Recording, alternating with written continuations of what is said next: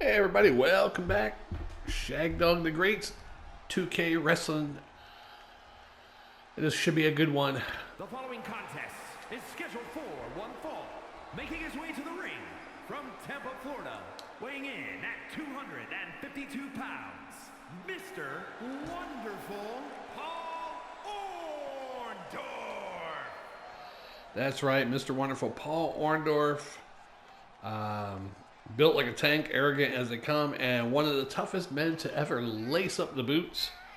If confidence won championships, Mr. Wonderful would have never lost a title. Yeah, what can I say about that, right? Mr. Wonderful. As he slowly strolls to the ring. Now we're talking, that's right. Slowly looking at the crowd, taunting the crowd. Finally gets in the ring. Well, he's still looking at the crowd. He knows they want to see how good looking the body of Mr. Wonderful is. They're waiting for him to take that robe off. Kind of like Rick Rude, yeah. But he didn't do it as fancy as Rick Rude, so. I guess he ain't taking the robe off anytime soon. But he's ready to go. They really need to make Paul. When was the last time they made Paul Orndorff in one of these WWE2k games? I don't know. You let me know. Yeah, and his opponent, Hot Stuff Eddie Gilbert. I wish you could hear the intro song because it's so damn good. Whoever created this Eddie Gilbert and added that song in, it's really good. Weighing in at 222 pounds, Hot Stuff Eddie Gilbert. Hot Stuff Eddie Gilbert. A man who could talk, fight, and stir up controversy in any territory he stepped into. Whether he was wrestling or booking, chaos followed Eddie Gilbert. Yeah, he's wrestled practically everywhere. Memphis, Continental, UWF, ECW, WCW, even stints in WWF. A bit short stints in WWF. But I liked Eddie Gilbert. I didn't see him as much as I probably should have back in my younger days, but yeah, he was fun to watch.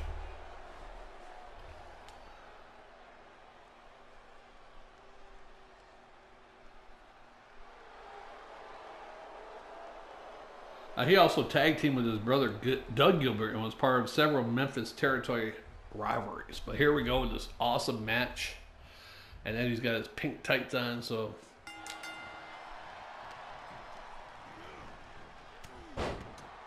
Eddie gets the first strike.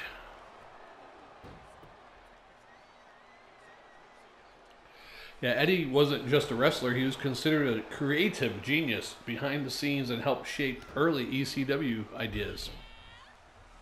And he managed to work alongside stars like Missy Hyatt and often blurred the line between manager and wrestler. He also managed Sting and the Ultimate Warrior back when they were the Blade Runners. He was a part of that, the leader of that faction, basically. And that was back, was that the UF or UWF or maybe some other territory? But he did once held the UWF Heavyweight Championship. But he's still in control. The knee to that nerve there on the side of the thigh, that could incapacitate you.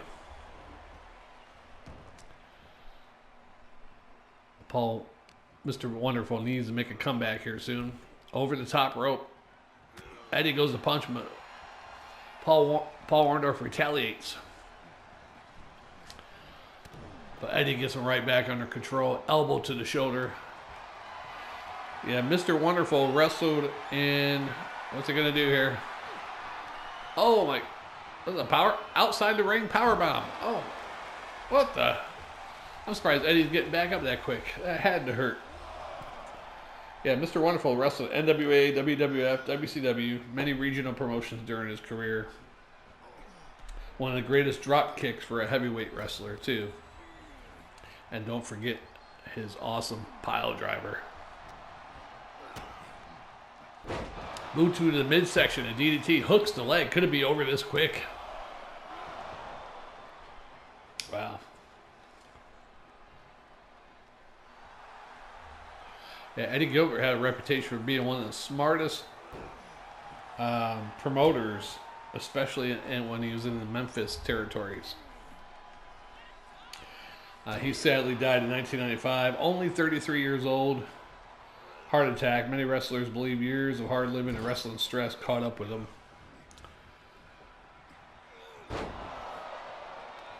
Orndorff go up to the middle of the rope, but Eddie gets up quick. Orndorff kicks him away.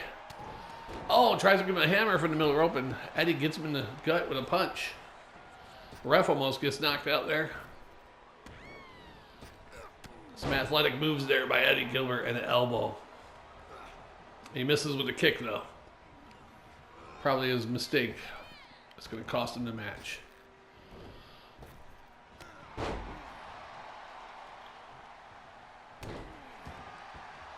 Orndorff with a punch to the forehead. That's got to hurt.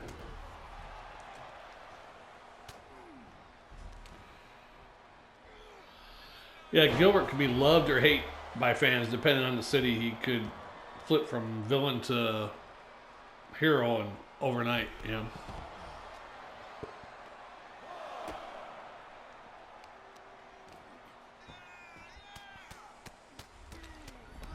Punches to Paul Orndorff cheekbone there. I mean, that's going to leave a mark.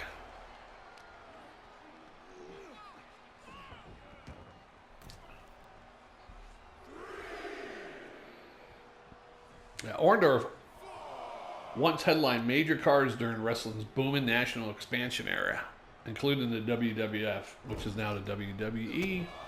Of course, they did have a rivalry with Hogan, among other wrestlers. Sadly, Paul Orndorff battled health issues later in life, including dementia, and passed away in 2021.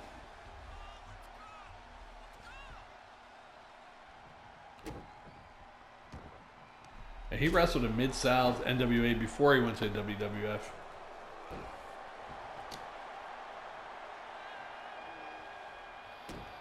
Big boot.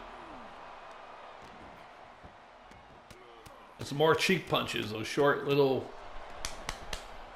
cheek punches, you know. It's got to hurt. I think that's more about embarrassing you than really doing any heavy damage. And Eddie gives Paul his own pile driver. And Eddie Gilbert was also good at the pile driver, so it might be over, actually.